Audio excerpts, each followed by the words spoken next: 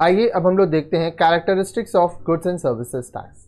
GST is a common law and procedure through out the country under single administration.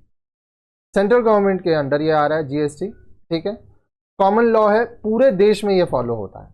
GST is a destination based tax and is levied at a single point at the time of consumption of goods and services by the end consumer. Destination based tax है, जहां पे product जा रहा है, ठीक है, फायदा उस स्टेट को मिलता है। जैसे मान लीजिए मध्य प्रदेश से राजस्थान जा रहा है, ठीक है, तो डेस्टिनेशन बेस्ड टैक्स तो हो गया। एंड कंज्यूमर जो है उसको टैक्स देना पड़ता है। GST is a comprehensive लेवाई and collection of both goods and services at the same rate with benefit of input tax credit or subtraction of value। जब हम लोग जीएसटी की बात कर रहे हैं तो यहाँ पे क्या हो रहा है, दोनों गुड्स एंड सर्विस पे लग रहा है और इसमें इनपुट टैक्स क्रेडिट मिलता है। इनपुट आउटपुट यहाँ पे बैलेंस हो जाता है, ठीक है।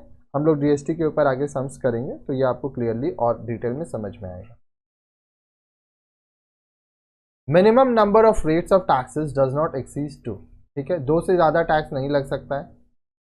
There is no scope for levy of cess, resale tax, additional tax, turnover tax et cetera, ठीक है, ये सब टैक्सेस को हटाया नहीं जाता है। There is no multiple levy of tax on goods and services such as sales tax, entry tax, octroi, entertainment tax और लग्जरी टैक्स एक्सेट्रा। आप 2 बार नहीं ले सकते हैं टैक्स, ठीक है, आप टैक्स एक ही बार लेते हैं।